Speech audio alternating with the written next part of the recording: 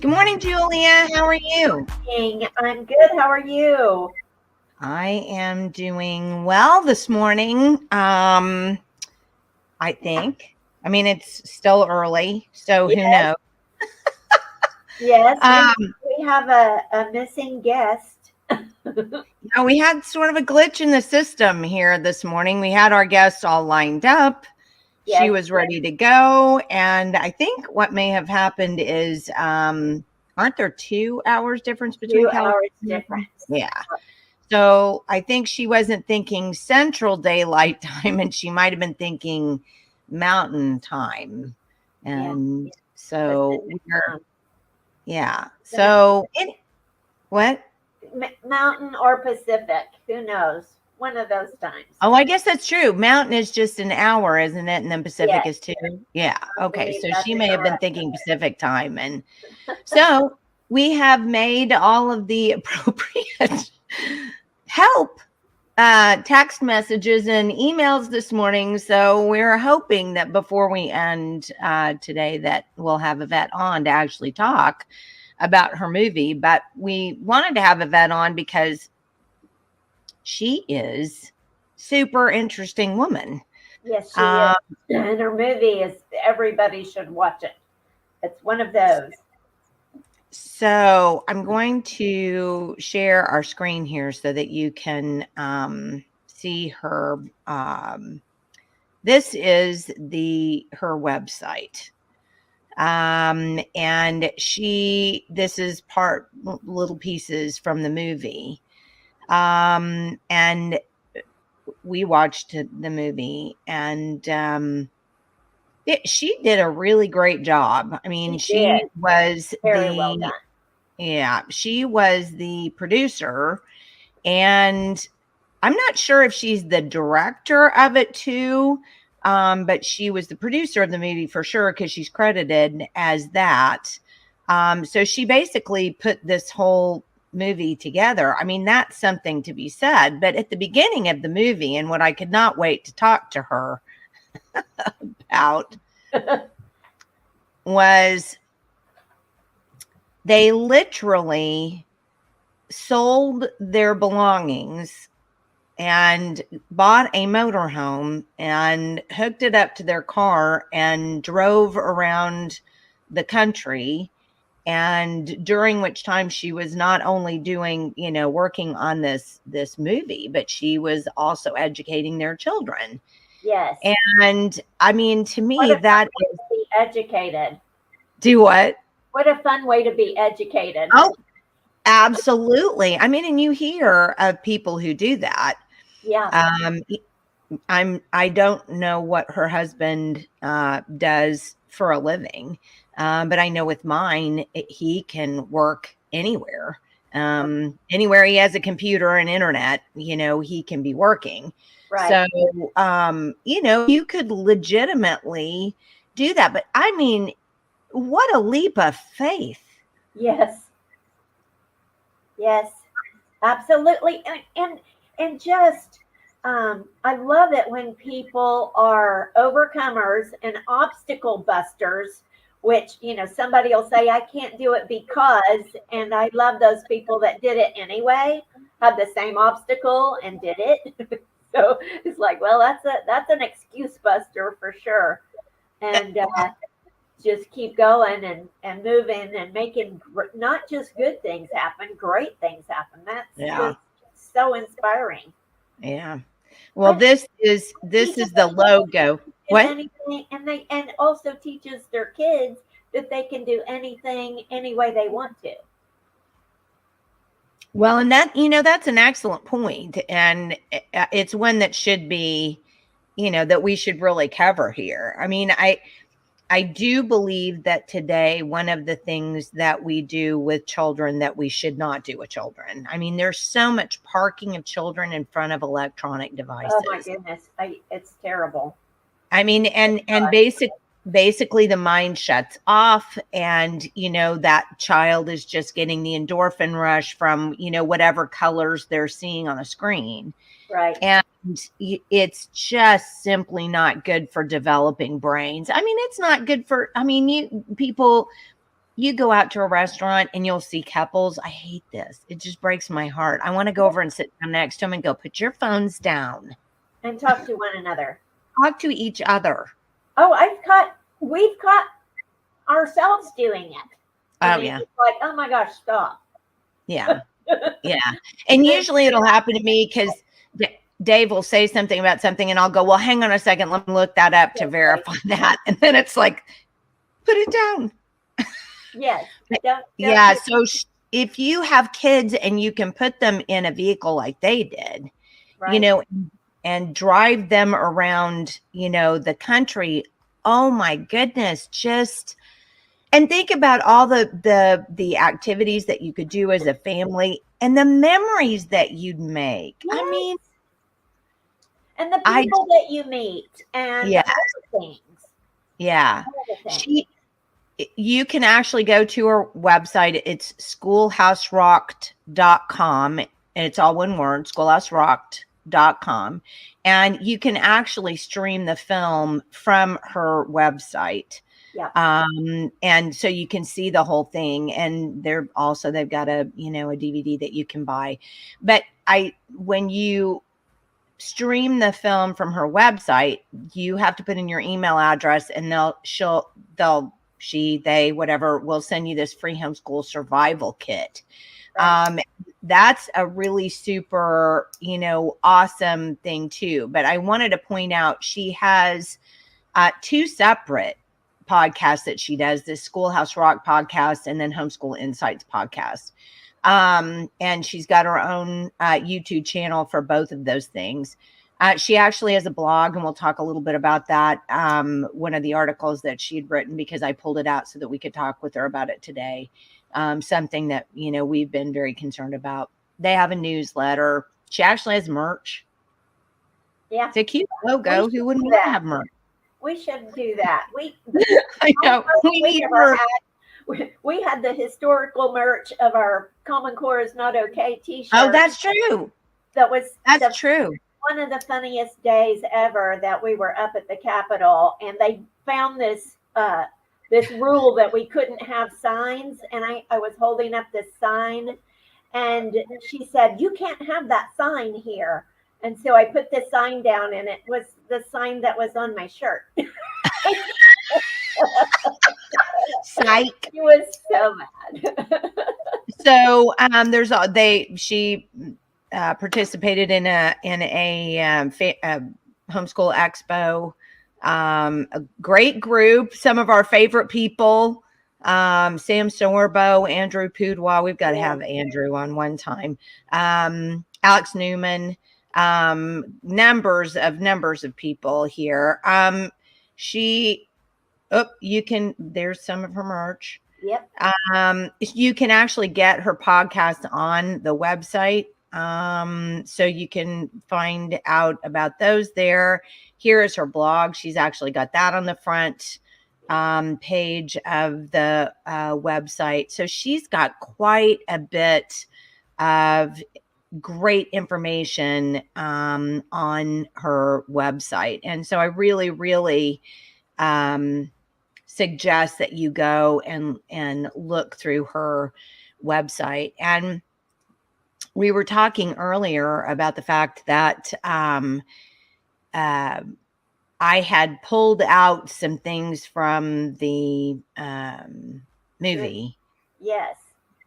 Then I wanted just a couple of places that I wanted to watch, that I wanted to talk to her about. And so since we still don't have her available, I'm going to go ahead and let me say this. If she does not make it on today, we will rebook her. And possibly even in August. We've got one spot left in August. Oh, that's true, we do. If not August, then September. We'll get her on here because she's so encouraging. Her movie is so encouraging. Her writing is so encouraging. We still want her, even though there was probably a miscommunication somewhere along the line. Yeah, but that's so true. And I know that and I've told this story 100 times, but there's always maybe somebody new watching. Yeah. When I, with a master's degree, as somebody who had actually taught in the public school classroom, okay? Yeah. When my son came home crying, and when I say crying, it was crying, and he was crying every day. It wasn't like a one day he came home and cried. It wasn't that. It was constant.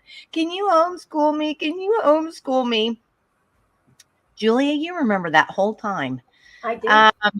And I remember thinking to myself, that's crazy. I'm not homeschooling you. I don't even know where I would begin. I can't do that. Plus, those people are crazy and they're weird. Who doesn't want to go to public school? I remember having all these thoughts. And, if it hadn't been for Dana, right. We had Dana Foreman, who used to be with Rope during the Common Core years. She had homeschooled her children, and she was actually involved in a classical conversations community at the time. And if it hadn't been for her saying, you can do this, it's not that hard. I've done it for years, and kind of showing me how to do it, I swear it never would have happened. Right. Because I would have been freaked out by the notion. You wouldn't have had the other side of the story. You wouldn't have had the other side of the story. And that's what this is, the other side of the story. Yeah. Yes. And I do think so those of you who are watching, let's say you think like I used to, homeschoolers are crazy. I don't even really care. Okay, fine. Just watch the movie, because the greatest thing about the movie is that it really explains not only why people would want to homeschool, but that why it's great for your kids to homeschool. It gives you lots and lots of parents who are talking about homeschooling that you can kind of derive some excitement from and some encouragement from. This isn't public school at home. This isn't, I'm so nervous because I'm going to have to find these chairs and my kids are going to have to sit, and I'm going to have to find 7 hours a day if they're in high school to give them something to do.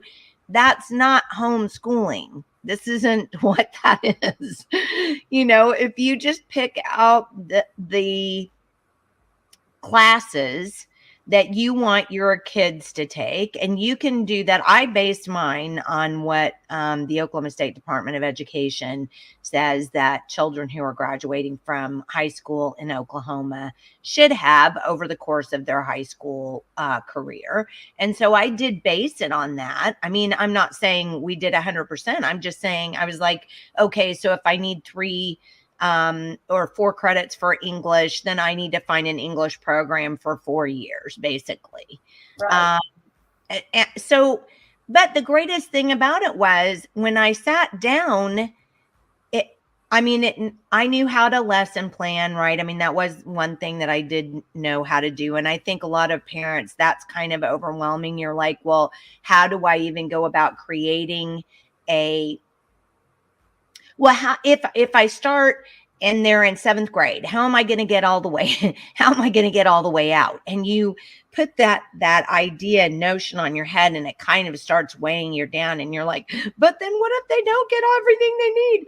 Well, here's the thing.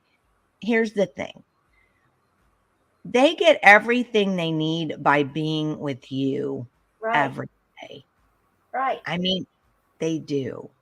Right. And I know that sounds kind of trite, and I know that sounds kind of, in today's world, kind of goofy and maybe over sentimental, but it's not. It's not.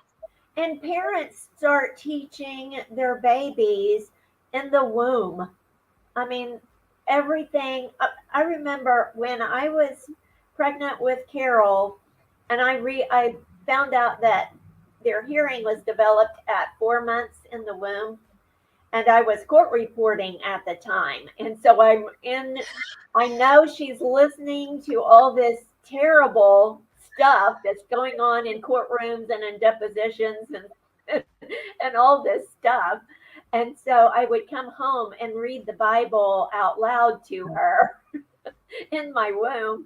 And that kid all practically came out of the womb talking. I'm not even kidding. Yeah, but skills. Yeah, but you know what, though, Julie? I think people don't understand that particular concept, and why that's super important. Because I think the thing that we're not understanding today, that parents aren't, and because I'm not even going to talk about educators or anything else. I think the thing that parents don't understand today is that if you just would read to your child or read with your child, you're 90% of the way there in their education. And let me explain, because I think a lot of times people don't put 2 and 2 together to understand that particular notion. So if you, lots of people have said, oh, but you're just a great writer, which is sweet. And it's a God-given gift. And, God gave me the gift, but he also gave me the desire to read. Right. And if you talk to any good writer, they have a huge background in usually classical literature. And part of where they get their sentence structure, their verbiage, what kinds of words that they use to write with, the imagery that they can evoke, all of this comes from reading good literature. Yes. So what I'm trying to say is just reading good books, not comic books, not dirty books, not books that are below your grade level, your child's grade level, right, and not even yours, by the way, as an adult. Exactly. And here's something. So even though my mother was an English teacher for years and years and years, and I mean literature teacher, she never was very good about making me read good literature. Now, I don't think you could have made me do anything under the age of 20. But still, in all, that just wasn't something I did. I didn't read any of the good books. Now, when I was younger, I did read all of the Narnia series, and I read The Once and Future King by T.H. White. And those were both, extensive sets of books, but they were considered classic literature. And I read those in middle school. So about 4 years ago, I believe it's 4 or 5 years ago, I decided that I was going to go back and I was going to really force myself to read some of these books that I had never done. And by that, I mean things like Frankenstein. I read a lot of Jane Austen. I read a lot of, it was the best of times. It was the worst of times. I can't even remember the name of the book, even though I could tell you all about it. Dickens. I read a lot of Dickens. And I'm trying to think of some of the other classic books that I read. But I was shocked, having gone back, as an adult, to read those. The language in those books is, I would say, easily 100 times better than the language that any of us are practicing today. Well, we read Shakespeare. We read Romeo and Juliet when I was a freshman in high school.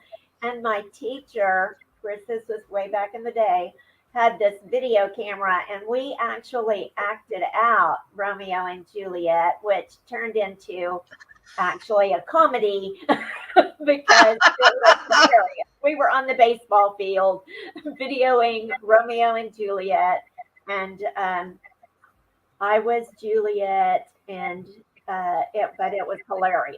It was quite hilarious.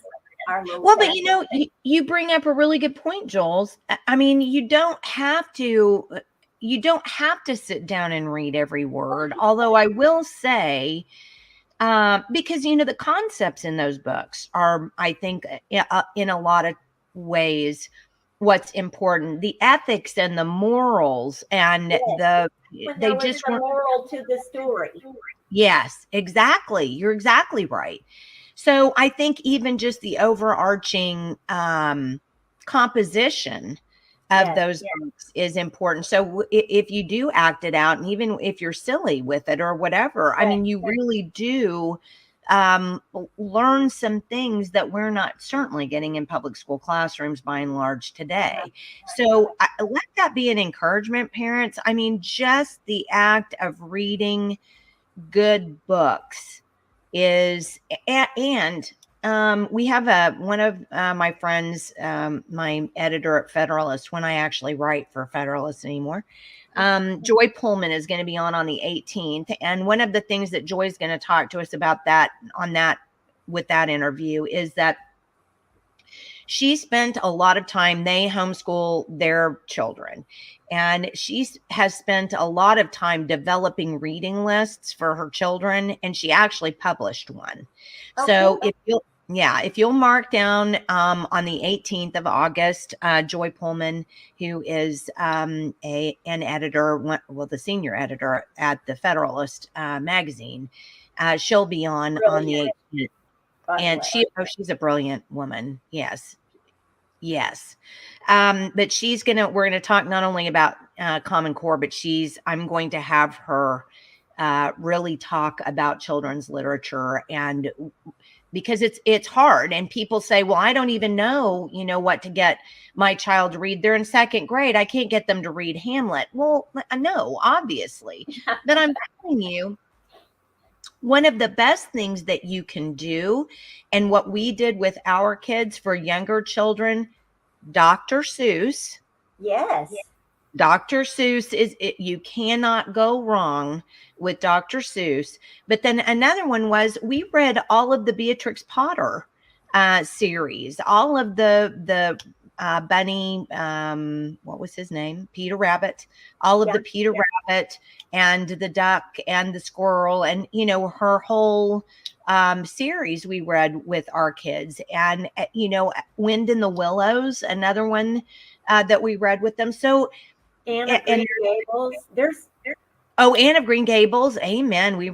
Betty and I read that series all together. Yes, we both cried when it was over. When I was growing up, I read all of the Hardy Boys books and Nancy Drew series. And our kids read those. And then now there's like C.S. Lewis has a series of kids' books. Right? Other than the Lion and the Witch and the Narnia series? Yeah, the Narnia series. Yeah. Yes. And that one was the one that I read when I was 13. And there's a book, I'll get out of here in a second and go grab the book when I start the movie here.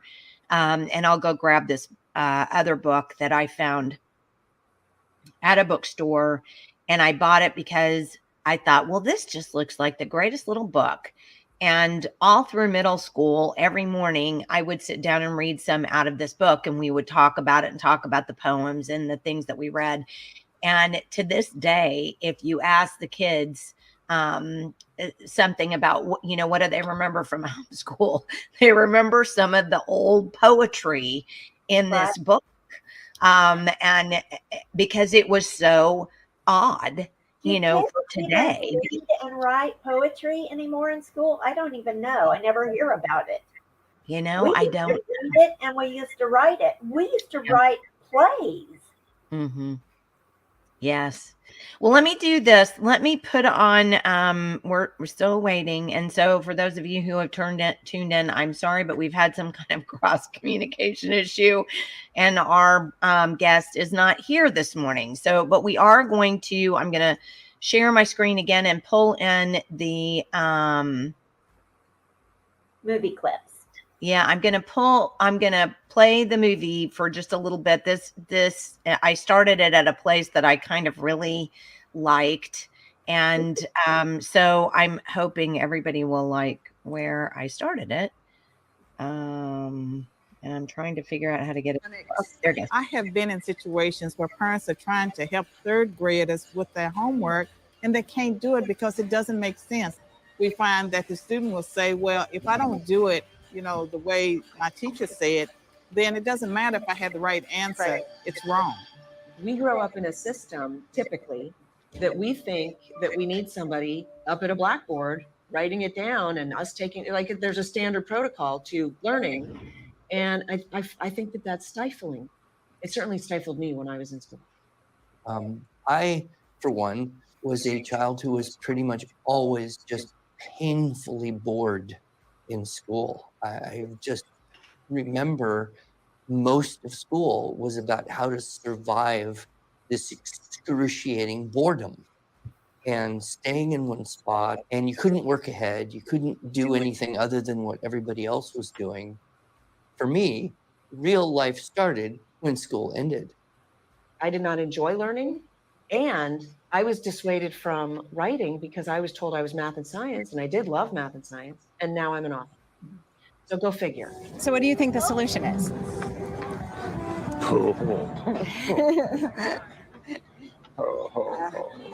I don't have any solutions, but it's definitely not going well. And it's not easy to come up with, here's the one solution. In other words, dear old United States government, they can't legislate and come up with a solution that's universal. No one is really able to change the great Titanic of institutional education. It is going along its path, and it is essentially unturnable and unchangeable. Let's face it, if money could have fixed public education, it would have done so long ago. If the newest iteration of standards could have changed public education, it would have done so long ago. And so we continue to throw things that don't work at this great ship of institutional education, trying to change what it is, and it's not worked, and it's not likely to work until it really kind of breaks apart and has to be redesigned. And in the meantime, what's happening, people are not waiting for it to sink and break apart. They're jumping off and finding other ways to get where they want to go. And so as Jay and I looked at what was happening in our little town just across the river from Portland, Oregon, as we started looking around, we began to pray. We wanted to open a full-time homeschool resource center for families. And at the time, it seemed like an impossible stretch. And so we began to pray, and we pulled a community together here in Vancouver, Washington. And now we have the area's first full-time homeschool resource center, 17,000 square feet, where people can come Monday through Friday. And every single day of the week, people walk through the front doors of this building and they're saying, I want to put my kids out of school. I love that. Who are watching what's happening in the culture right now can see that there has been a massive shift in the culture. And a huge part of that shift is happening in education. It's not about reading and writing and arithmetic anymore. It's about social engineering. It's about teaching our children that there's 15 genders and that there is no God and that their parents aren't the final authority.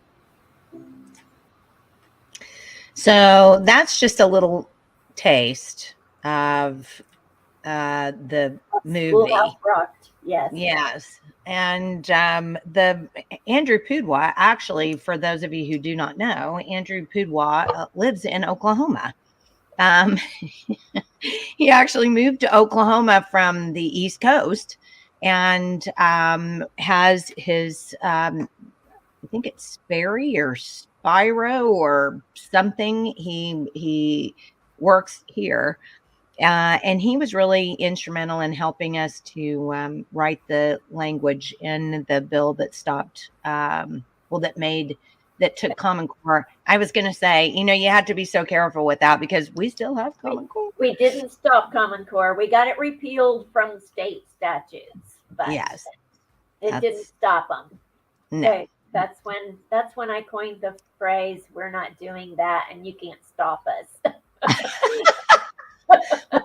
When you tell schools, hey, you're doing Common Core, and they say, no, we're not, and you can't stop. And you can't stop us. So, yeah. But that's about everything at this point. We're not doing CRT. You're doing this. We don't have. No, we're not. You can't stop us.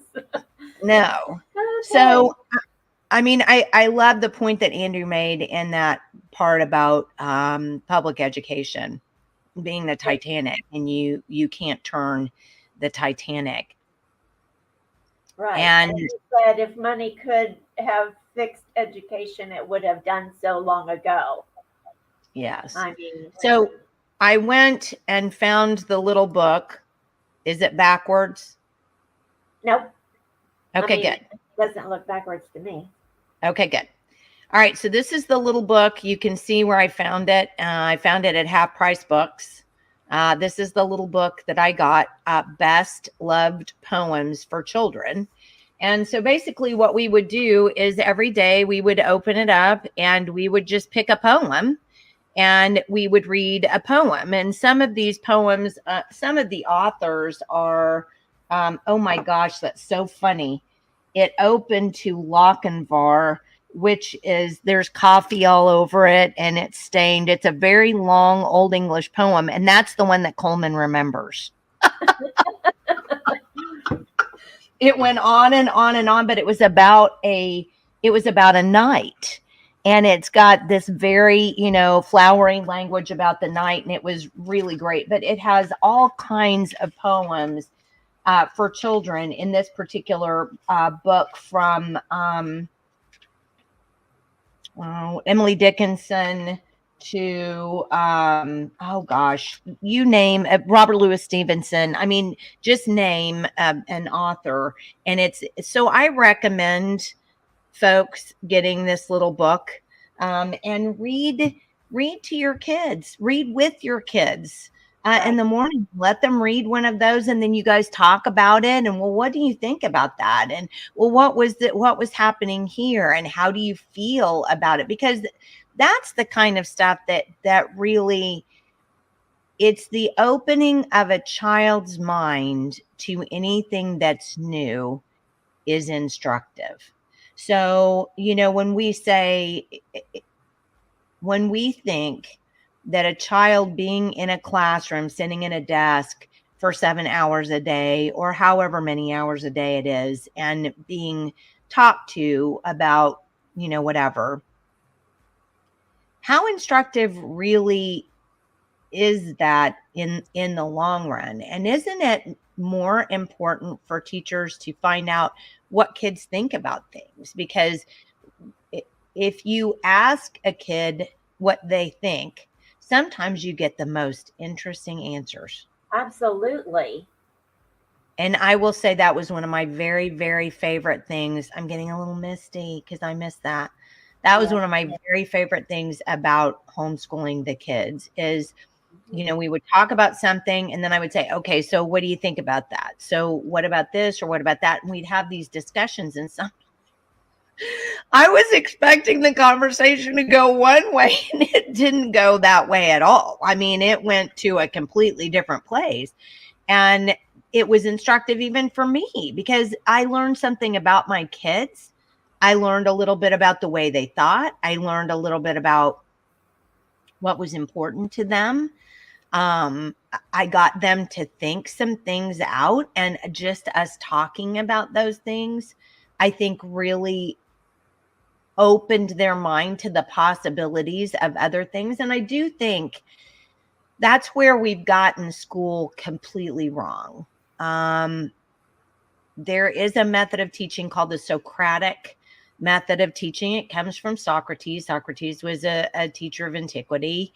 And one of the things that he did was the way he instructed his students was by asking them questions. So he would just constantly question them. He would say something, but then he would question them. Well, what about this? Well, what if you did this? Well, what about that? And by questioning them, he gave them the opportunity to really make their brains work and think for themselves, think out the solution to whatever problem he was asking. And that's the thing that I taught by that method, because I just loved hearing what the kids had to say. And I love discussion. I mean, it's part of the reason why I'm not a huge fan of sit down church. It's because I like to talk about it. Right. Right. Don't just tell me about it. I want to talk about it.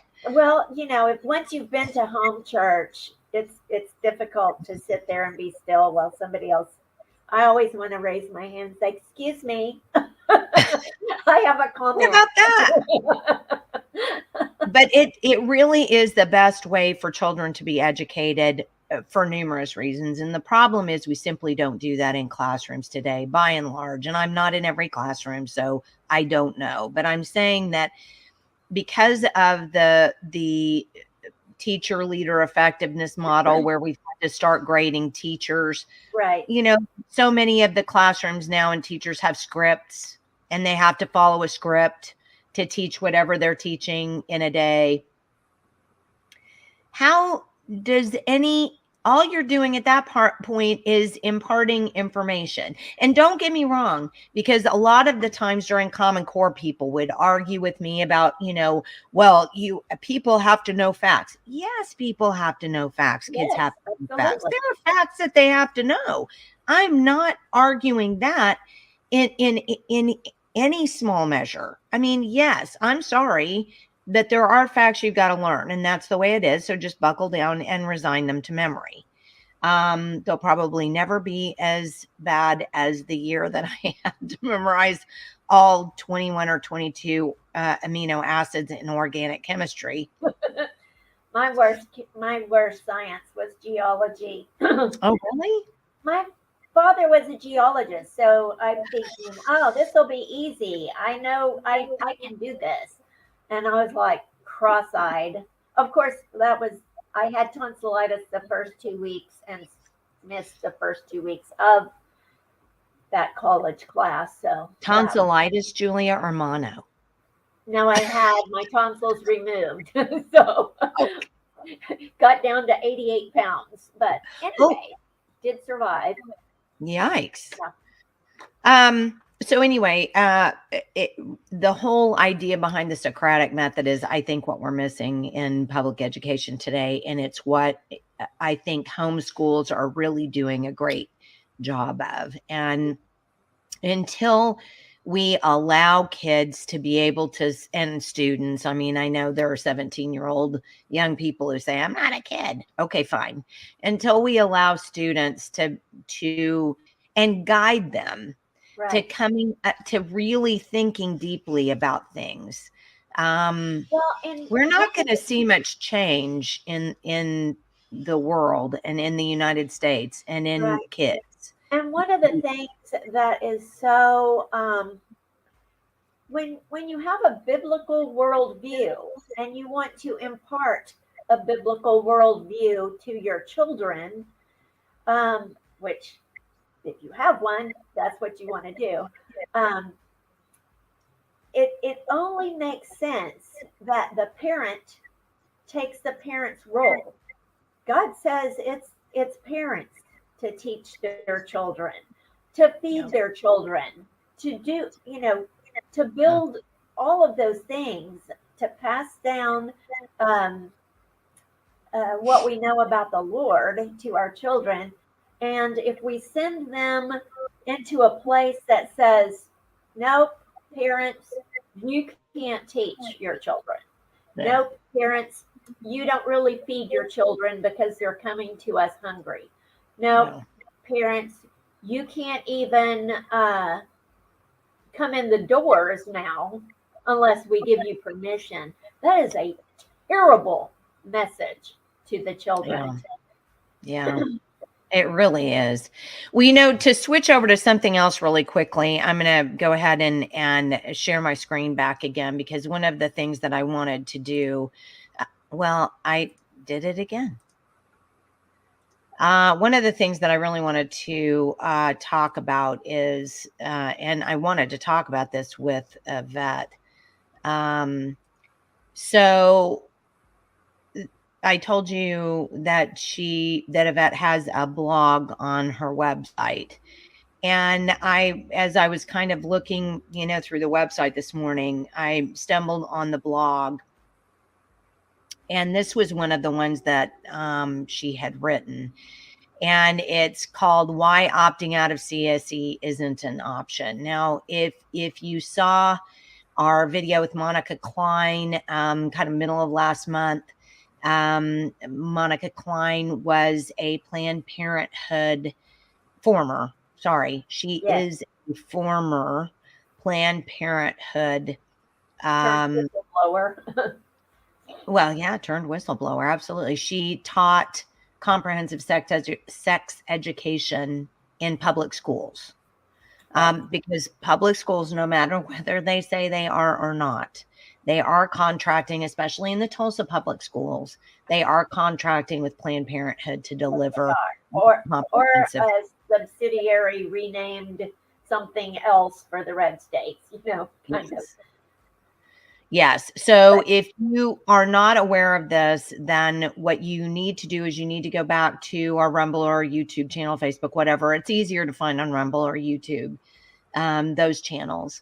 But you need to go back and you need to find the video with Monica Klein, and you need to watch it. It was, oh my goodness, it was powerful. And it was really, I mean, Julie and I have, you know, known all of this stuff for years, long before it was even brought to the public eye. But to hear somebody who was involved in it talk about it, it's kind of a gut punch. It really is.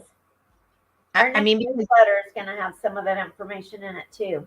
So, because everything's theoretical until you know it falls into your lap, and it's so easy when it's theoretical to be able to say, oh, you know, ew, that's bad, but you're not really internalizing it, right? You're not really, you know, taking it from here to here.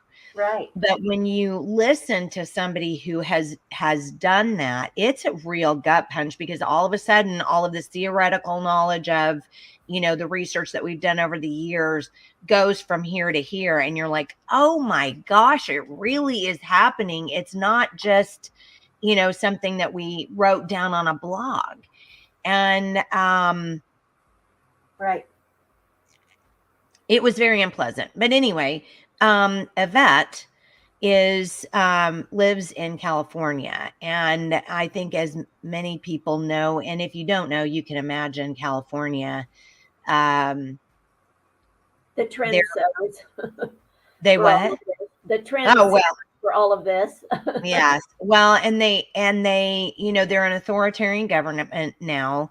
And so they force things on people. Well, Yvette has been writing about comprehensive sex education, and she wrote a blog about this.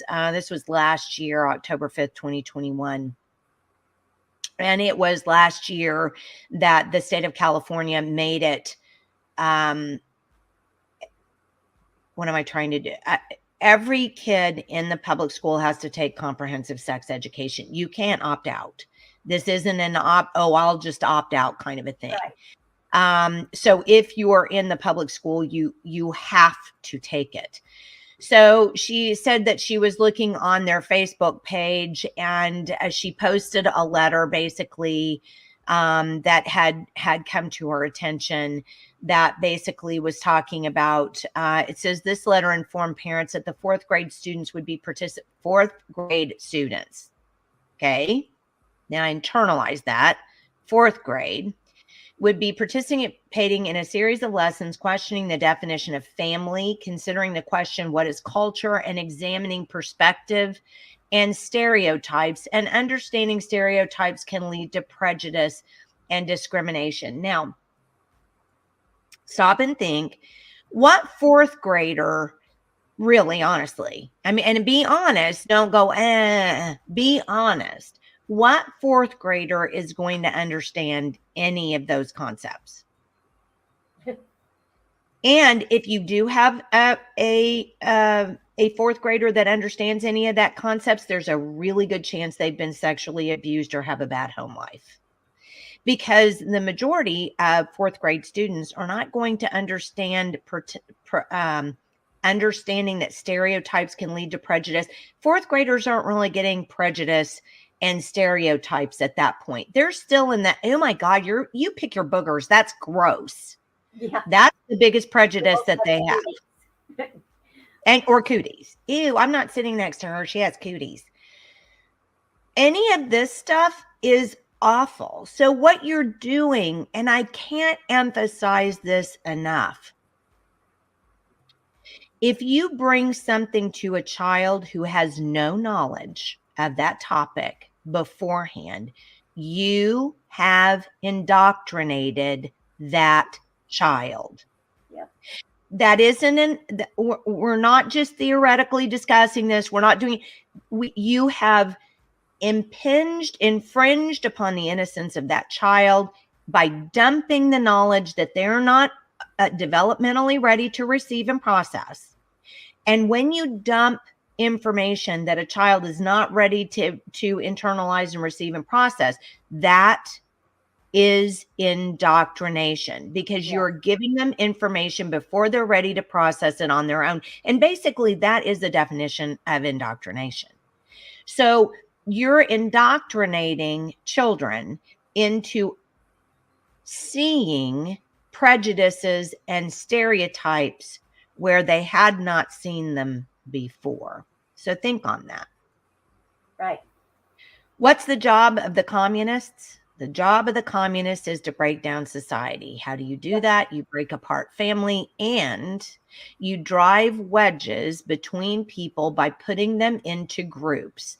Because when you group the people, then suddenly they can become a group that's stereotypical, or can be ascribed stereotypes, or that can be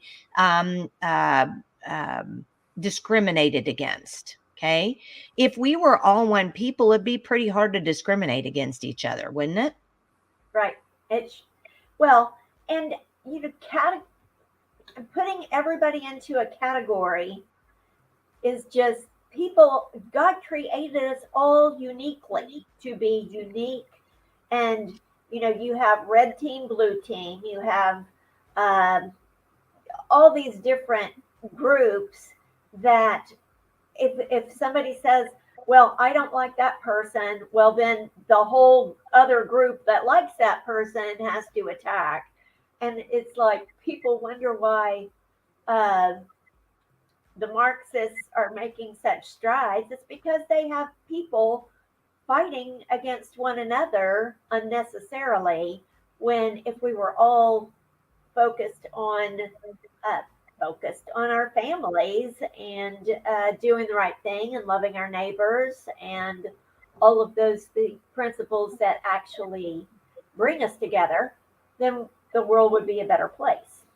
Absolutely. I mean, without question. So, that's the thing that that's the place from where you have to start immediately. You have to start with that particular premise.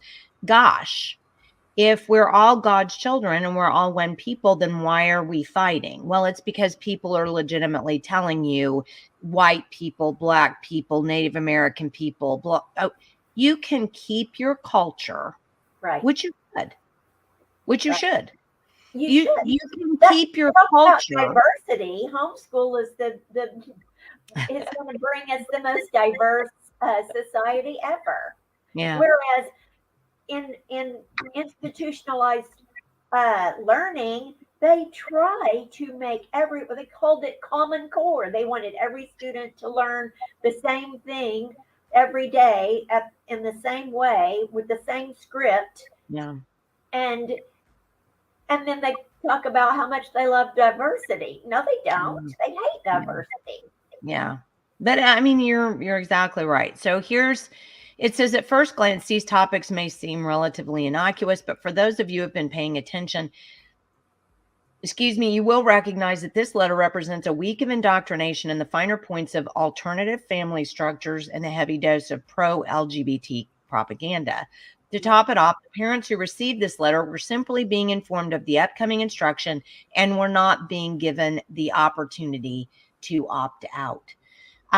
So apparently she said that a fan said, this makes me so mad. The government does not have the right to force these things on children and take away the parents' rights to say no. And what Yvette came back with was what we've said before. Once you drop your child off at the place, right, and you give them you transfer your duty for that child to that school, that school can do whatever they want. Right. Which is what school choice is bringing into the homes. So, and she just makes the point that the government has a legal right to force anything they want on the children who are dropped off at government-funded, government-run schools by their parents. Under the legal principle of in loco parentis, these government schools become the legal guardians of their students while they are in their care. Parents who don't want the government to determine how their children will be raised, trained, indoctrinated, and discipled must understand that the only way they have any say is to keep them at home. Yep. So she, she goes on to describe this in the rest of the article, and then she has embedded one of their blogs, Why Homeschooling Matters, in that particular in this particular blog. So it's at some point in time,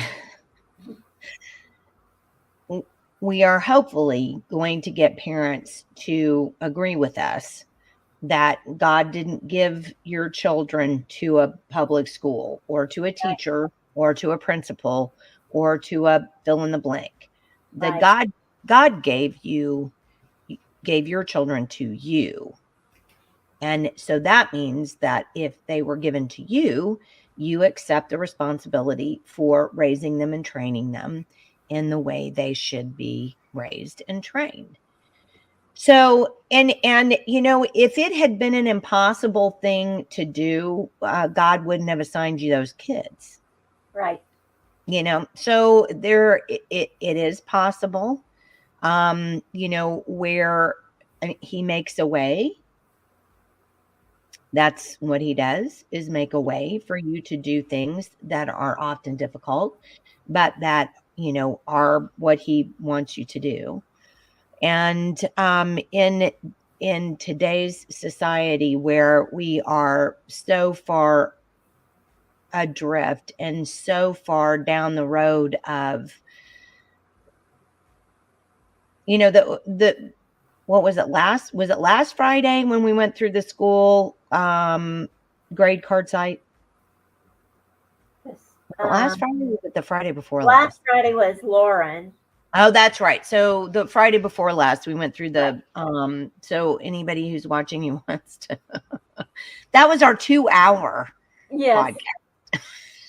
Yes. You can scan through to find the parts that you want. There is a, hold on one second.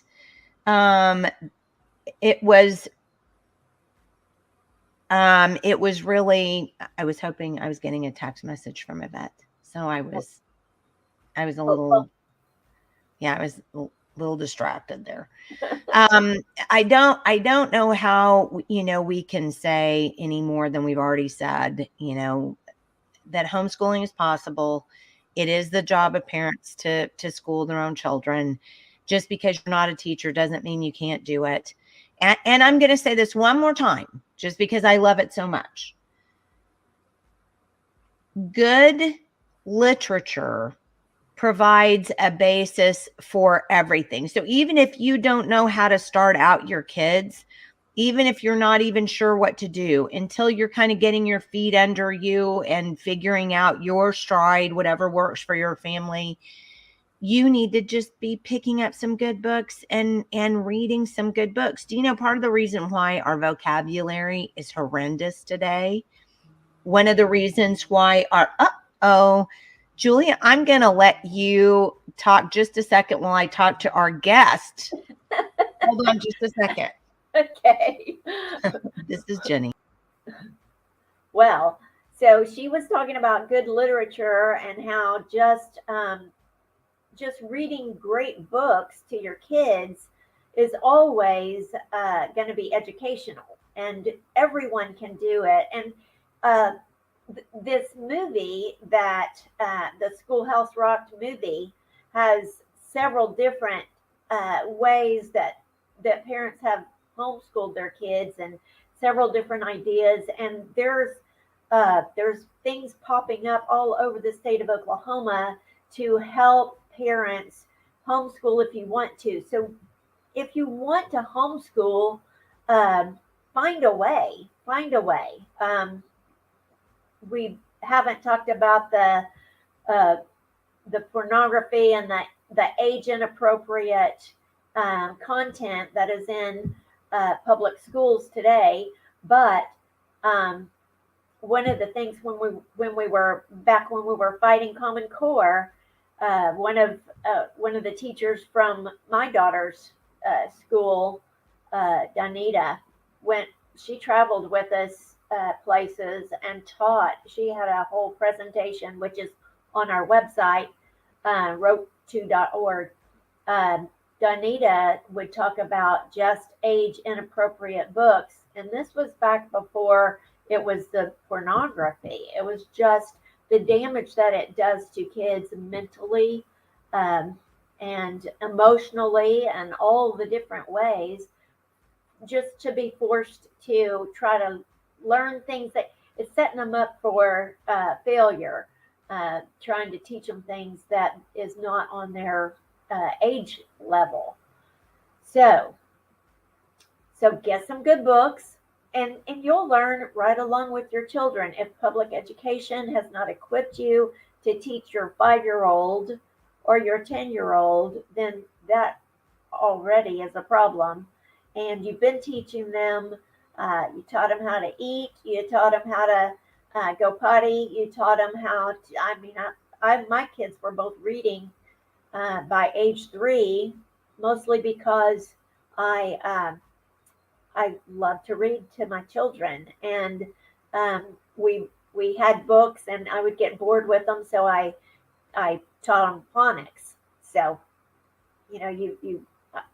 my 3-year-old Carol, she loved to read to her little itty bitty baby sister, and I just thought, she had all the books memorized, and I came home with a stack of new books, and she started reading the new books to her sister, and I thought, what is she doing? Is she just making up stories, or what's happening here? So I went and looked, and I'll be darned, she was reading the new books to her sister. That's how I found out she could read, actually. But you can teach your children. And my husband used to, this is how they learned math. My husband would take all the change out of his pockets when he'd get home from work and throw it on the coffee table. And he'd say, if you can count it, you can keep it. Well, my kids learned how to count money real quick so they could keep it. Isn't that funny how they'll learn to count for that? Yes. So I was just on the phone with our guest. Yes. So I learned several things which were Yeah. interesting. Okay. I didn't know this, but they don't live in California anymore. They live up the road from me. Are you kidding me? She should have just come to your house. Well, it's not up the road. I mean, they live outside of the Tulsa area, but I mean, for Wow. me, it's kind of up the road. So I was like, Pretty close. I know. I said, now don't forget it's Central Time. She goes, well, we're on Central Time. So I went, well, hello. So they just had really, what happens with all kinds of families, and it brings me to a thought actually. So they just had kind of a family issue last night, and that's all taken care of. But the point of the matter is, it just kind of upended their schedule a little bit. Well, when I was a kid, because I'm getting up there in years. When I was a You kid, don't say that because I'm older than you. well, but you just don't say that, Yeah. and we just don't have to say. But I just now started saying I was middle aged, which is going to make me Methuselah, but still. well, hey, we'll see. So when I was a kid, there were a couple of sayings that were very prevalent in society. One was that children were seen and not heard, and the other one was that you don't discuss religion and politics. Yeah. Okay. And my parents took these things very, very, very seriously. So we went to church. Yeah. We went to church, but we never discussed Jesus or God or anything outside of the time that we were at church, or maybe in the car on the way from or to. Okay. So it just didn't happen. And don't get me wrong, I love my parents, and everybody, those of you who know me know that I lost my mom this year, and I still am not over it. I loved my parents. They were very good people. But I'm just saying that was the way society was in the 60s and in the 70s. It just was that way. And so we kind of got brought up with that, well, I remember like my parents would have parties and they would put us in our bedrooms, and go, hey, y'all stay in there because we're having a party. And that's fine. I'm not saying kids have to come to every party. I'm not saying anything like that. But what I am saying is we got to the point where, at least in our generation, where we were shut out of the concepts of politics and religion, number one. And number two, because children were to be seen and not heard, there wasn't that relationship with children. So it was really easy for parents to just say, hey, this is the school's deal. I'm gonna send them to a public school. And, it was a very rare few parents who said, no, I'm gonna, educate my kids on my own. So that's all very interesting. As a matter of fact, I remember asking my mom, because, we'd all go in the car to the polling place because my parents voted on every election. We would go in the car to the polling place. And then, I would say when I was older, I would say, so who'd you vote for, Mom? And she would go, well, we don't talk about that. That's not something that we talk about. I was like, come on, Mom. Really? Now, obviously, when we were older people, then that's not the truth. We talked about all kinds of politics, and who's voting for who. And she would, even in her later years, she would text me and go, give me the list of the people that I'm supposed to vote for. So we went from, I'm not telling you who I'm voting for, to give me the list of people I'm supposed to vote for. Right. Yeah. But the point of the matter is that we got to the point where I think parents legitimately started to feel like that disconnect from their kids. And then even if they had thought that they could find a connection to their kids, then social media came along and two things happened. One, the kids got addicted to the social media, Right. and parents got addicted to the social media, and parents started doing this. oh my gosh, my family doesn't look anything like that.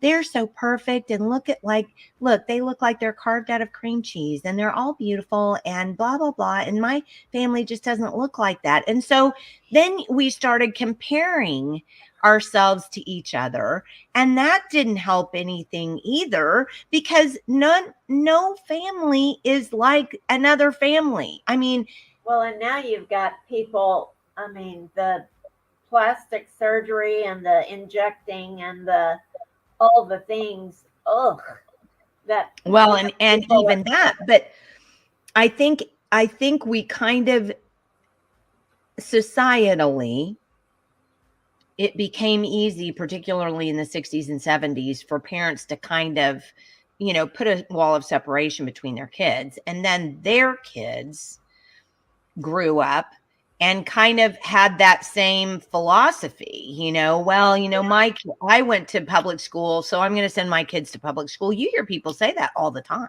Right. Well, but my parents, and this is just kind of another. I lived in a small town, and my parents, if I was around, we talked. We were very communicative. So the children not being heard from was not a thing in my house. And my mother would never say, don't talk about, religion or politics. They would never say that. But we, like in summertime, well, we would get up and leave the house and go play in the streets, in the woods, at a friend's house, on the baseball field, you name it. Mm-hmm. We were gone all day long. And I mean, to the extent that, that's what we wanted to do. We learned problem solving, though, because you get yourself in a fix, you better know how to get yourself out, because there were no parents around. And like when you get caught toilet papering a friend's house. Yeah, well, yeah. Stuff like that, And I even one time was in a bike wreck and had bloodied myself up and ripped my shirt. And so I had to go get another shirt. And I was so afraid that if my mother saw me all bloody, she would make me stay in. So I snuck into the house, cleaned all the blood off, got a better shirt, got a non-ripped shirt, and was on my way back out the door as quietly as I could. And my mother sees me and she goes, "What are you doing?" I said, "Well, I had a bike wreck." And clearly, you could see skinned elbows and all the things. And she goes, I said, "So can I go back outside?" And she goes, "Looks like it." I had already solved the problem. I was like, "Okay, see ya." But and it's so interesting to me too. One of the things that happened when we actually had our kids, because we started out with our kids in public school, sold a perfectly good house and moved to a neighborhood just for that public school. It was the one where my sister and I went. That's the first thing a real estate person will tell you. Oh, it's in a good school district, which I guess they're all good according to real estate. Yeah. And, the school was in our neighborhood, essentially. And it was about 6 or 7 blocks. We lived about 6 or 7 blocks away from the school. Well, there were some times that I would take them to school, if it was raining, obviously, or if it was freezing cold or something like that. But most of the time, we expected them to ride their bikes or walk. There were, 3 of them. Usually, and they could, all go together. It was inside a neighborhood. I can't tell you the number of times I had parents who would say, "How can you let your children walk to school unsupervised?" Yeah. Aren't you afraid of your kids walking to school unsupervised? Because my kids didn't have phones until they started to drive. They were not allowed to have a phone until they were 16 years old, and started to drive. So they didn't have, any. Survived. Yeah, so, it bothers me that on one hand, we can't let kids be kids. Oh my gosh, you let your kids go to school by themselves. But then on the other hand, we want to let those kids be, lorded over by a public school that is out of our control. That does not have a biblical worldview. That will not let you have a biblical worldview. Yeah, and as Yvette, pointed out in her blog, you can opt out. I mean, right. So anyway, we're coming up on 1 minute and 10 seconds, but I did want to say that Yvette has been rebooked. And she was, bless her heart, she was so apologetic, and I felt so bad because I was like, but I should have probably texted you too, and I just forgot. So to remind her, but the thing of it is that families can overcome, just about anything, so long as they stay together and there's communication and there's love. And, your family may look messy. Your family may have, God knows, ours is not a perfect family. Right. And to think that somehow, to aspire to perfection is fabulous. I think we should all set the bar really, really high. It's like reach for the stars. Even if you don't make it, you'll still fall among the clouds. Whatever happened to that thought? So, to aspire to perfection is laudable. I think we should all do that. But we all have to realize that, there was only one human being that was ever that. Right. And, we're not that. So that's the goal, but we're not anywhere close. So. Yeah, we have to give ourselves permission to be messy. We have to give ourselves permission to stop whatever we're doing in a day to take care of a family situation. I keep going back to the Sam Sorbo quote. What did she say about it's about priorities? It's not about checklists. Exactly. It's about priorities. What is the most valuable thing? Yeah. And we do checklists. We don't do priorities. Right. And until we start really say this is the pro and con list. That's what she said. That's right. The list, not the pro and con list, the priority list. Yes, I need to pull that down. Maybe time today. Remember, they used to say it's not the quantity of time; it's the quality of time. Yeah. That's wrong. That's not true. But that's exactly right, because I think about it, look at it like this. If it's not the quantity, but it's the quality, how much quality are you getting in an hour?